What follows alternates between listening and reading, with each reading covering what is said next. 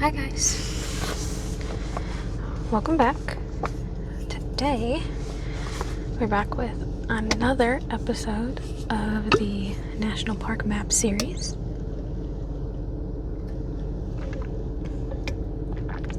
It's very hot outside. Drink your water, hydrate or dehydrate, friends. So this is episode 4, and today we're gonna look at Red River Gorge. Let me put my mic a little closer to my mouth since I'm gonna be quiet. I hope that wasn't too loud of a click.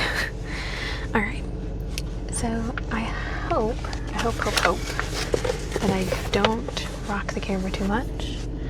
And I'm also going to be reading upside down because we're gonna try something new. So instead of being my point of view, I'm gonna be showing you. So, starting at the very top up here, we have our Golly River National Recreation Area. So that's what all of this is. And that is the rapids named on the Golly River or Class 5 and above. That's a pretty rough rapid. So here's our Golly River. And here is the Golly. And here are some of our rapids up here. So this, I guess, is within Cuyahoga. It's just also, I guess this is Cuyahoga, but this is connected. So I don't think we'll pay too much attention to up here so much as here down. So starting up here, New River Gorge follows the Kanawha River north to south.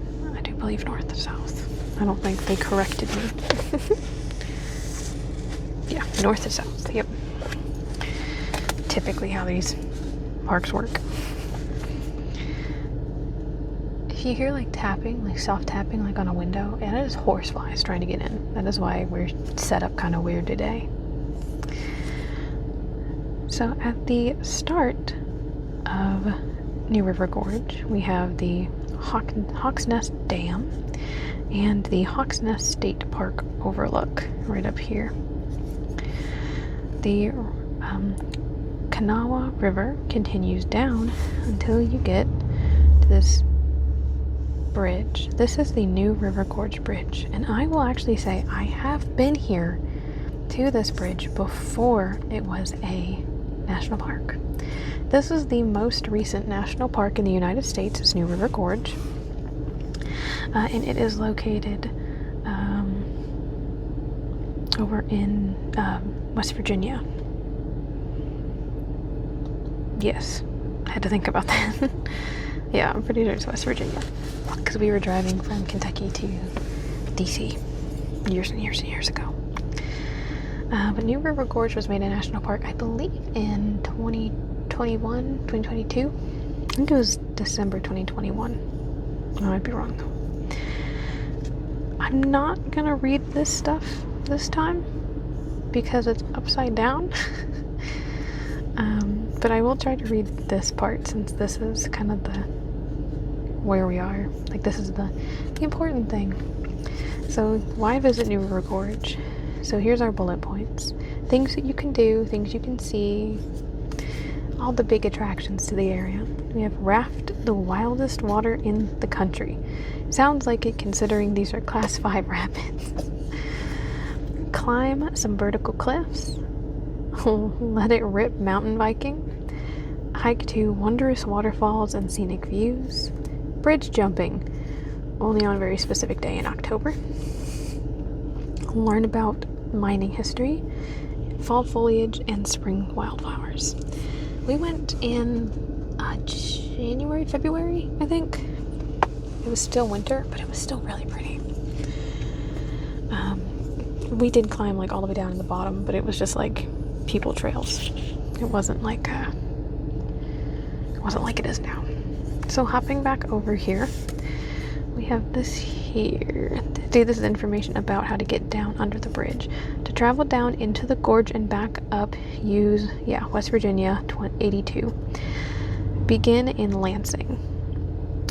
For most of the distance between Lansing and Fayetteville, the road is one-way, narrow, and winding. It very much was, I can tell you that. So technically, I've not marked off that I've been to this park simply because I've not been since it has been a national park. So this is the big one. So this is Highway 19, and that is what crosses that bridge there. Down here we also have the Long Point hiking trail start, and just down below the main attraction, the New River Gorge Bridge. So yeah, we're going to continue down our river here. We're going to talk about it. So, not too far from the bridge, not too far south, we have the Canyon Rim Visitor Center, as well as the Overlook. There's the Fayette Station Rapids and the Greyhound Rapids.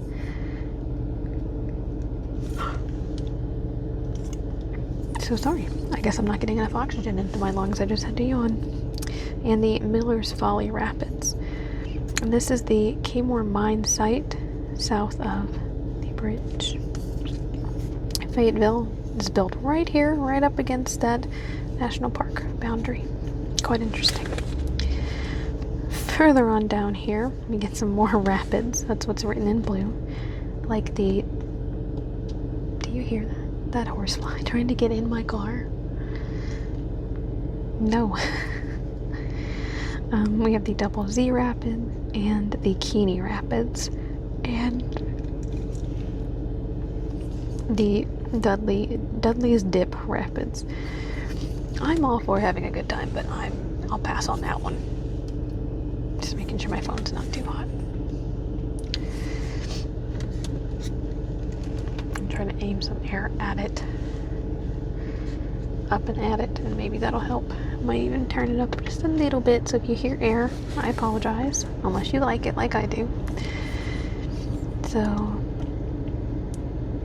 here we have New River, so you can see where they've named it. All these little dark blue spots are the rapids. That is quite a lot of rapids. Like I said, I'm all for a good time, but man, you won't catch me out there. So, following the rapids in this section here, next to the Kmore mine site and the Nuttleberg mine sites, we also have the Lower New. So this is where you start the rapids for the lower portion of the river. If you keep following the river south, you're going to hit the Lower Railroad Rapids and the Upper Railroad Rapids. That is quite the mouthful. And eventually you get to... Oh yeah, don't stop yawning. The Cunard and the Sewell locations, or Sewell locations, as well as Brooklyn, which is where you can camp. To the east, you kind of branch off, and there's the Babcock State Park here. That's been established, where you can camp and lodge. And it ends with the Grystville. Heading back to the river, we're going to hit the Surprise Rapids. Oh, that sounds just lovely.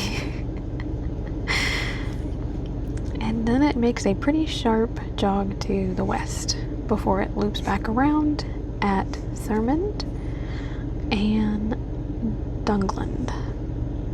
This is the Thurmond Historic District, right along the edge of that curve of the river.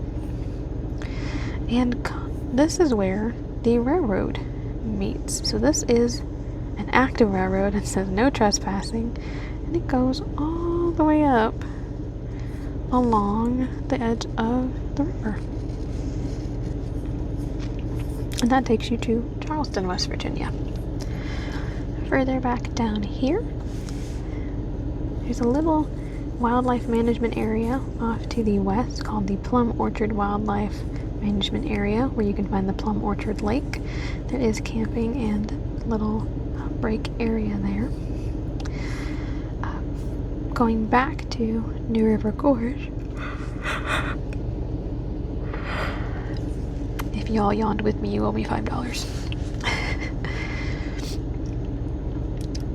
After Thurmond, we'll head south again. It'll curve around Thurmond back to the east and then head down. McKendree Road runs pretty parallel with the river at this point. And where it starts is the Stone Cliff area, where there's water access, camping, and picnic area. So continuing further down, the national park area, as you can see in this color green, is pretty marked off with just following the river shape for the most part. Oh, I hope you didn't hear my jaw pop. I'm so sorry about that. But it is bordered by wildlife management areas, and this looks like Boy Scouts of America location here. So it's bordered by other protected wilderness areas. As you pass the bridge for McKendree Road and you continue south, you'll hit the Silo Rapids and you'll find Thayer, where you can camp. Then we're going to continue on down.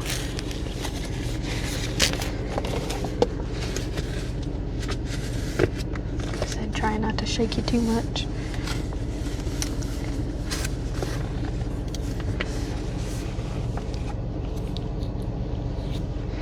Down here we have the Army camp. I guess there's not enough oxygen in my lungs. But further down the river, we hit another rapid spot.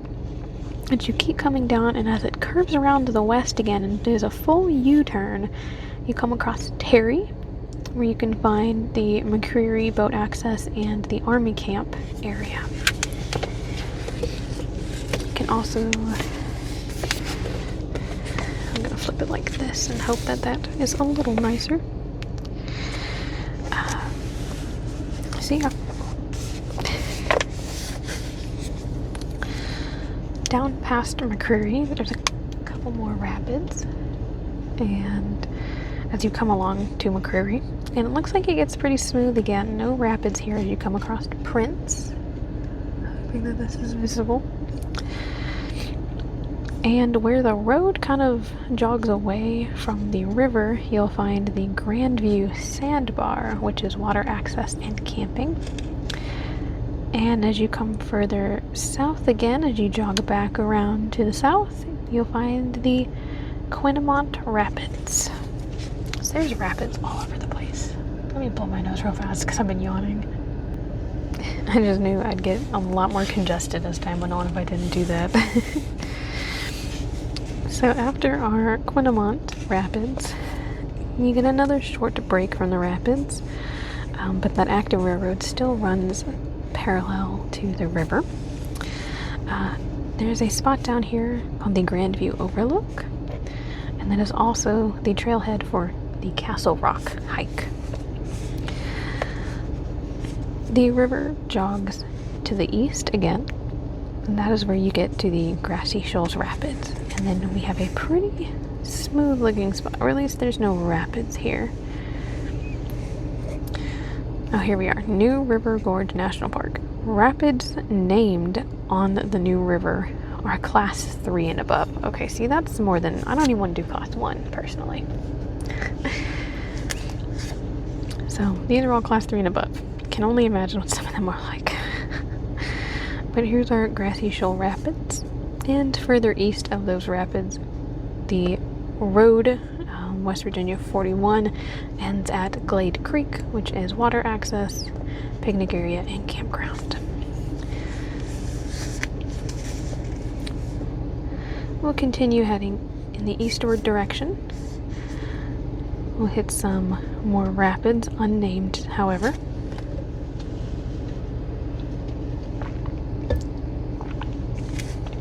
And then we hit Meadow Creek. Meadow Creek has water access in a camping area, as well as the Sandstone Visitor Center just off of Highway or I-64. So that's really cool. I think that's how we got there, was we took I-64. So yeah. Make sure it's a little more centered for you. I'll be able to zoom in at this point. So after the visitor center, as we continue going south now, you get to Sandstone Falls, which is a portage, which has a portage river spot. If you don't know what a portage is, that is an area where there's no water, but it connects to water. So you get out of the water, you take out your boat, whatever vessel you might be on, be it kayak or tubes or whatever, and you get out and you walk until the next safe body of water, and then you launch again. Sometimes there are actual mechanical systems set up to bring boats across that distance, sometimes not. So this is a portage site. Sandstone Falls is apparently a very beautiful overlook. I don't believe I saw that. And then here is the Sandstone Falls overlook on the side. As we head further south, 26 runs parallel to it. It starts or ends, depending on the direction you're going, at the Sandstone Falls picnic area. And you can keep going further south. There's another overlook. It looks like it overlooks this little kind of island here. And 26 is called River Road. Further south of the Sandstone Falls, here we have Brooks Falls. They also have a portage in Brooks. Camp Brookside also exists there, where there is that water access, but like I said, unless you go up, you're going to need to take that portage.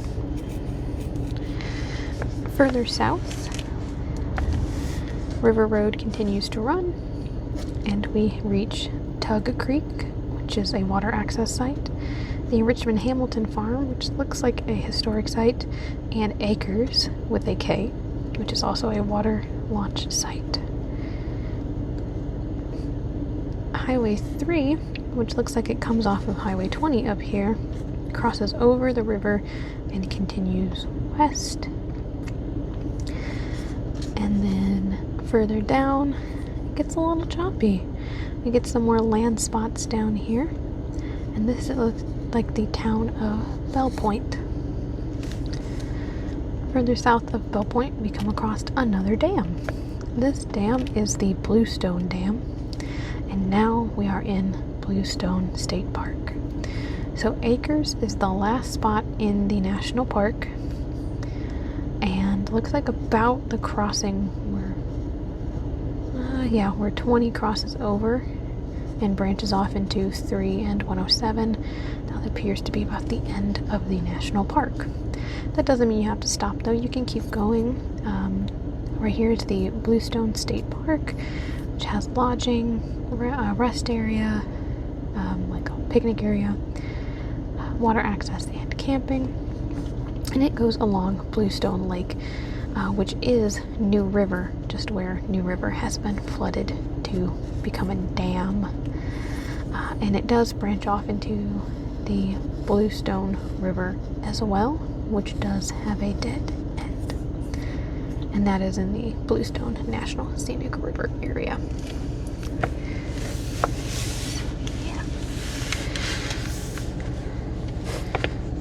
So let's read some of this. I'm going to turn this upside down so that I can read it.